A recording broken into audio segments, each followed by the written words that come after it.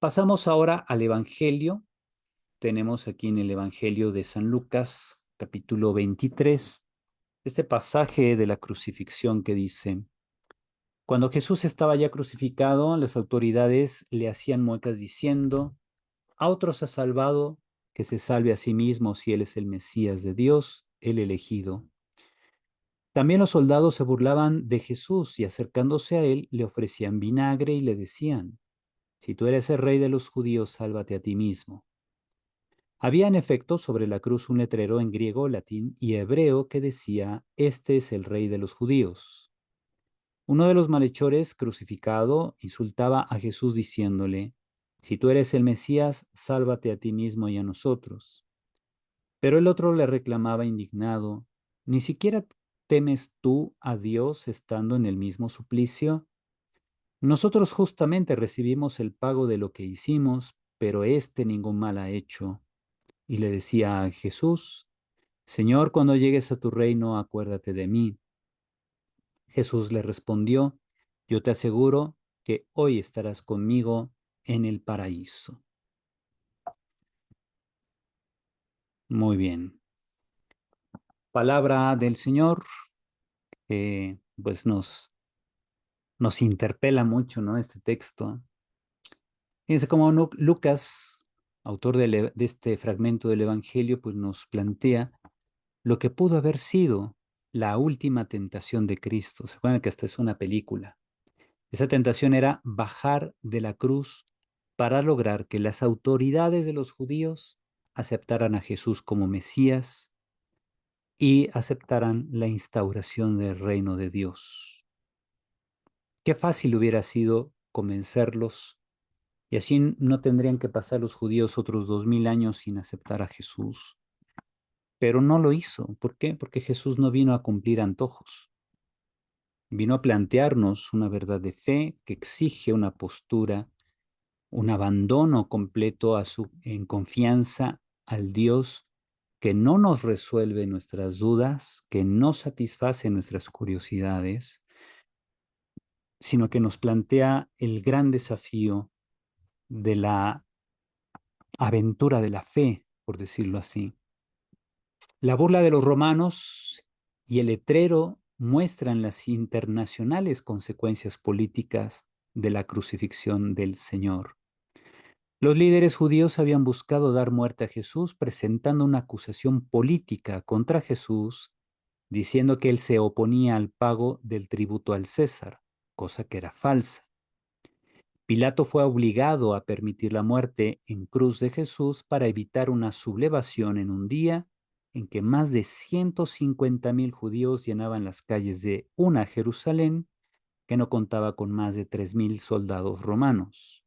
Algunos consideran que incluso pudieran ser menos, quizá unos 800 o 1,000 soldados romanos, no sé, pero pues que son 3,000 ante 150,000, ¿no? Una sublevación hubiera sido el acabose de Pilato.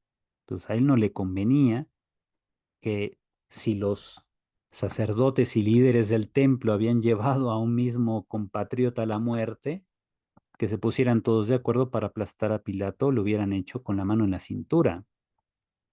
Los ladrones ajusticiados junto a Jesús muestran las posturas que todos tenemos ante la persona y el mensaje de Jesús.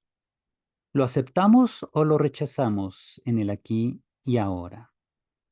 Fíjense, cuando nos preguntamos, bueno, ¿realmente amamos a Jesús? Claro, luego decimos que sí, pero nuestras acciones, ¿qué dicen? Porque nuestras acciones van mostrando realmente cuál es nuestra postura ante el Señor.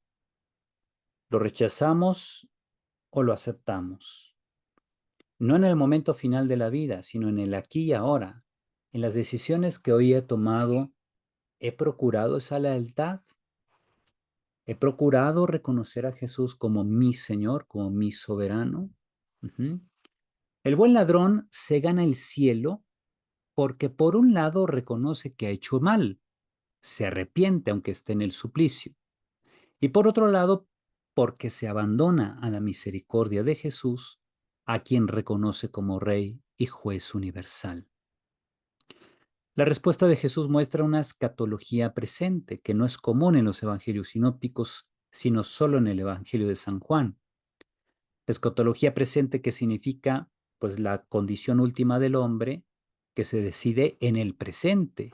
En el Evangelio de San Juan no es en el día final, no es en el día del juicio final, es en el ahora. Yo escucho a Jesús, escucho su palabra y determino hoy si le creo o no. Determino hoy si lo acepto o no como Señor de mi vida. Esa es la escatología presente. Ujú. Jesús, como juez universal, juez de vivos y muertos, emite un juicio de salvación para el ladrón arrepentido que lo defiende ante el ladrón que lo insulta. No es que el ladrón sin arrepentimiento se condene, de hecho no nos dice qué pasa con él, ¿verdad? Simplemente se enfatiza el otro punto. La escena que nos pone el evangelista nos muestra la importancia del arrepentimiento de los propios pecados y de la necesidad de abandonarse siempre a las manos del Señor, a quien se le reconoce una soberanía total sobre la vida. Ujú. San Juan Bosco decía, no esperemos al último momento de la vida para arrepentirnos y sentir el gozo de una redención. Procuremos que mientras más jóvenes seamos, más rápido le abramos el corazón a Dios desde ahora, porque pues así se disfruta más la vida, ajá, conduciendo la vida como un don de Dios, como un regalo de Dios, para que nosotros mismos, guiados por la fe, nos convirtamos en ese regalo de Dios para otras personas, en esa presencia de la providencia divina para otras personas. Entonces la vida es más hermosa. Y se vive así intensamente cada día durante años, en lugar de estar esperando a que un día final se nos dé la oportunidad de arrepentirnos. Incluso al final de cada día siempre hay que ver cómo hago mi examen de conciencia. A veces prendemos la radio y escuchamos allí el examen de conciencia y acerca de la medianoche en algunas estaciones de radio donde todavía hay algún católico por ahí que nos pone esa grabación, ¿no? No recuerdo cuál es el nombre del, del locutor que hace la reflexión del examen de conciencia en muchas estaciones de radio, pero generalmente se enfatiza en esto: ¿qué tanto he pecado? ¿En qué le fallé a Dios? Yo creo que hay preguntas más importantes que esas. Por ejemplo, ¿qué tan fiel he sido a Dios en este día? ¿Qué tanto he reflejado su presencia en el mundo? ¿Qué tanto he procurado ser presencia de la providencia de Dios para alguien más? Esas preguntas sí calan, esas preguntas sí son profundas, porque me invitan a ver la vida como aquello que me motiva no es evitar el pecado, lo que me motiva en la vida es ser imagen de Cristo. Eso es muy diferente. Eso es lo que realmente lleva a transformar corazones, lo que hace que las personas aspiren realmente a una vida de santidad. Ujú. Orientaciones. Como les decía, a partir de San Juan Bosco, no esperemos el fin de la vida para reconocerle su lugar a Cristo en la vida personal. Más felicidad experimentaremos diariamente en la medida en que nos ponemos en sus manos y tomamos toda decisión a la luz de su palabra.